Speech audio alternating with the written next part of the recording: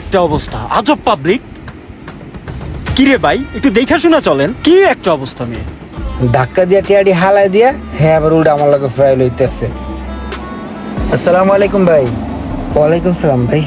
এদিকে আসেন ভাই। এই যে আপনি যে রাস্তাঘাটে অচেনা মানুষের সাথে ধাক্কা খান, আপনি কি ওইগুলো স্বাভাবিকভাবে নেন? এগুলো হচ্ছে চক্র, এগুলোকে স্বাভাবিক নেওয়া যাবে না, বুঝছেন?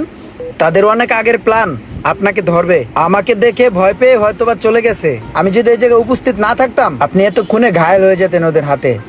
আপনার এই টাকা পয়সা সব চলে যেত চাঙ্গে। হাই হাই রে, আমার টাকা বলে চলে যাবো গা? আমার টাকা যাবো কি লেগা? আর লোকটা একবারে খারাপ কথা কয় নাই। তো এতগুলো টাকা নিয়ে আপনি একা একা কোথায় যাচ্ছেন এইভাবে রিস্ক নিয়ে?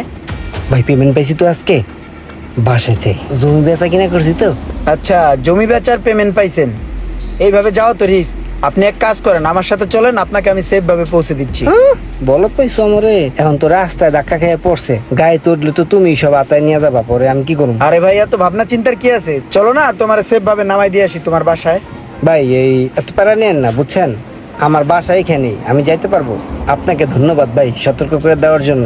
আসসালামু আলাইকুম, ভালো থাকবেন। শোনো, কোনো বিজনেস আইডিয়া লাগলে আমাকে জানাবে। এটা আমার কার্ড, তুমি রাখো, প্রয়োজন হলে কল দিও। ঠিক আছে ভাই, যদি কখনো লাগে আমি আপনাকে কল দেবো। হ্যাঁ, ও আসি, আসসালামু আলাইকুম। ওয়ালাইকুম আসসালাম। লোকটা আসলে মনে হয় ভালো, আর ভিজিটিং কার্ডও দিয়ে দিল। শুনলেন তো ভাই কাহিনী। এইসব ব্যাপার নিয়ে ফ্যামিলির থেকে এবং বাইরে যারা টাকা পয়সা পায় তাদের চাপে আছি ভাই। যদি আপনি আমাকে বিদেশ নিয়ে যেতেন তাহলে অনেক ভালো হইতো। শোনো মোশাররফ, আমি ওরকম বড় কিছু না। আমি বাংলাদেশে বেশিক্ষণ থাকিও না। আমি অনলি ক্যানাডিয়ান সিটিজেন, ওখানেই থাকি, ছোট থেকে বড় হয়েছি। তো দেশের মায়া ত্যাগ করতে পারি না। এই মাঝে মাঝে দেশে আসি, দেশের বাতাস, হাওয়া, মাটির সোদা গন্ধ, এইগুলোতে আমার ভালো লাগে। কয়দিন এই ঘুরে ফিরে আবার কানাডাতে চলে যাই। এখন তুমি আমার যে কথা বললা, এটা তো খুবই মুশকিলের ব্যাপার। এখন শোনো, সরাসরি তোমাকে আমি কানাডাতে নিতে পারবো না, ঠিক আছে? তোমাকে আমি বিভিন্ন দেশ ভায়া হয়ে তোমাকে যেতে হবে। আর একবার কানাডাতে পৌঁছে গেলে তোমার আর কোনো সমস্যা হবে না। কানাডাতে আমার বিভিন্ন ফার্ম হাউস আছে, তারপর আমার বিভিন্ন ফ্রেন্ড সার্কেল আছে, বিভিন্ন বিজনেস আছে। তো কানাডাতে পৌঁছে গেলে তোমার আর সমস্যা হবে না। যে কোনো ভালো একটা জবে তোমাকে আমি ঢুকিয়ে দিতে পারবো, বুঝছো? এখন মানুষ তো যারা দালাল আছে তারা লোক বাইরে পাঠায়, এই যার কাছ থেকে যা নিয়ে পারে, 8 লাখ, 10 লাখ, 14 লাখ। আমাকে তোমার অত টাকা দিতে হবে না, জাস্ট খরচটা দিলেই হবে। এত টাকা দিয়ে আমি কি করব ভাই? তুমি আমাকে 5-7 লাখ টাকার মতো ম্যানেজ করে দিও, বুঝছো? দেখো, চিন্তা ভাবনা করে দেখো। আমি আসলে তোমাকে জোর করছি না, কারণ আমি কোনো দালাল টালাল না। আমি মানুষের একটু উপকার করি, বুঝছো? আর তাছাড়া আমি দেশে থাকি কতদিন, একটু তাড়াতাড়ি দেখো, বুঝছো? আমি আবার চলে যাবো, তো যাওয়ার আগে তোমার ভিসাটা প্রসেসিং এ দিয়ে যেতে চাই, বুঝছো? একটু চিনি দাও তো। আচ্ছা থাক, চিনি লাগবে না। এই বিল কত হয়েছে? আরে মোশাররফ, তুমি এগুলো কি করছো? তুমি কি আমার ইজ্জতমান সব খাইবা? আমি কানাডাতে কোটি কোটি টাকা কামাই, আমার ওখানে বিভিন্ন বিজনেস আছে। এখন বাংলাদেশে এসে যদি তোমার কাছ থেকে আমার চায়ের বিল দিতে হয়, তাহলে আমার ইজ্জতটা কই থাকে? আর তাছাড়া আমি এই টাকা পয়সা দিয়ে কি করব বলো? আমি বাংলাদেশে আসি মানুষদেরকে হেল্প করার জন্য। আর এক কাজ করো, চায়ের বিলটা দিয়ে দাও। আর এখানে মনে হয় 10,000 টাকার মতো আছে, বাকিটা তুমি রেখে দাও। যাও যাও। হ্যাঁ রে মোশাররফ। আসসালামু আলাইকুম স্যার, ভালো আছেন? ওয়ালাইকুম আসসালাম। ভালো আছো তুমি?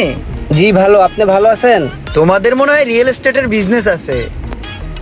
আজকে যে তুমি ব্যাগ ভর্তি টাকা নিয়ে আসছো, সেটাও কিন্তু আমি উপলব্ধি করতে পারছি। এদিকে আসো। জি স্যার। আচ্ছা, তোমরা বড় কোনো কাজ ধরতে পারো না? এই যেমন রাস্তাঘাটের কাজগুলা, সরকারি বিভিন্ন কাজ আছে, আর বড় বড় টেন্ডার আছে, এগুলো করবে। এগুলোতে টাকা বেশি, বুঝছো? আমার সচিবালয়ে বিভিন্ন মানুষ পরিচিত আছে, বুঝতে পারছো? তুমি একটা কাজ করো, একটা লাইসেন্স করো, আর এই টেন্ডার ধরার জন্য অল্প কিছু টাকা পয়সা খরচ করলে হয়ে যাবে। আমি বলে দিব, সমস্যা নেই, বুঝছো? আচ্ছা আচ্ছা, এই ট্রেড লাইসেন্সের জন্য আর এই টেন্ডারের জন্য সর্বোচ্চ কত টাকা লাগতে পারে? টাকা তো ওরকম লাগে না, বুঝো না আমি যেখানে আছি। তারপরেও ওদেরকে চা পানি খাইতে দেওয়া লাগে না কিছু। এই মনে করো যে 4-5 লাখ টাকার মতো। ও, লাখ 4-5 না? কথাটা একবারে খারাপ কয় নাই। তাহলে আমি এখনই টাকাটা দিয়ে দিই, কারণ এখন আমার কাছে টাকা আছে। এই লন, টাকাগুলো হাতে লন। আরে আমাকে টাকা দিচ্ছেন কেন? এই টাকা কি আমার নাকি? আমি এই হাত দিয়ে এই টাকা ধরবো? এটা তো তাদেরকে দিতে হবে চা খাওয়ার জন্য। এই এক কাজ করো, এই মোশাররফ, টাকাগুলো ধরো তো। আরে আরে, এত টাকা কেন দিচ্ছেন? এত টাকা তো লাগবে না। আমাকে ওরা গুরুর মতো মানে, আমি যা বলবো তাই। Just formalities. চা খাওয়ার জন্য টুকটাক টাকা দিব। এই তুমি মোশাররফ, একটা কাজ করো, ওকে 50,000 টাকা ব্যাক করে দাও। এই মোশাররফ, তুমি একটা কাজ করো, এই টাকা তো আমি ধরবো না। তুমি এই গাড়ির ছিঁড়ির উপরে টাকাগুলো রেখে দাও, যাও। সিটের উপর থেকে ওরা নিয়ে যাবে। স্যার আমার কাজটা কবে নাগাদ হতে পারে স্যার?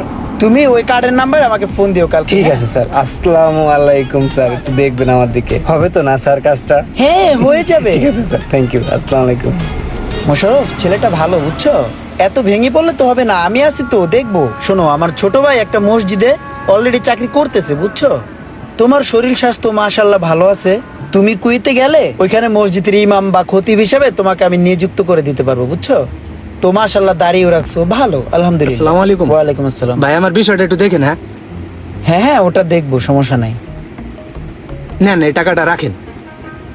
আবার টাকা নিয়ে আসছো ইব্রাহিম, তোমাকে কি বলবো? আচ্ছা একটা কাজ করো সোহাগ, তুমি এখান থেকে 1 লাখ টাকা রাখো, তুমি প্রস্তুতি গ্রহণ করো, এমনিতেই তুমি গরিব মানুষ, ঠিক আছে? একসাথে দিয়ে দিও, প্রবলেম নাই। নাও নাও, যাও প্রস্তুতি গ্রহণ করো তাড়াতাড়ি। আসি, আসসালামু আলাইকুম। ভাই গেলাম তাহলে।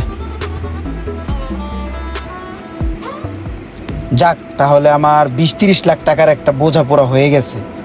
এবার তাইলে আমার আসল কাজের পালা। না, লোকটা তো ভালোই, আমার কাছে তো মনে হয় না ওরকম কিছু করব। আমারে তো অগ্রিম 1 লাখ টাকা দিছে, পরে হেডের লগে 2 লাখ মিলাই আমি মোট 3 লাখ দিছি। আমারে কইছে 1 মাসের মধ্যে সব হয়ে যাব।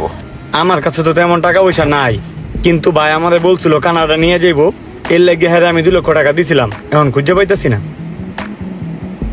এই ভাই, আপনি না সেদিন ওই লোকের লগে ছিলেন? ওই লোক কই? আর আমার টাকা কই? আরে ভাই হেলুকে আপনিও খুঁজতেছেন, আমিও খুঁজতেছি, এই হুজুরও খুঁজতেছে। আমার 2 লাখ, হুজুরের 2 লাখ লইয়া এই লোক নাই হয়ে গেছে। ওই মিয়া ফাপড় দেন আমারে, আপনার আমি টাকা দিছি তাই না?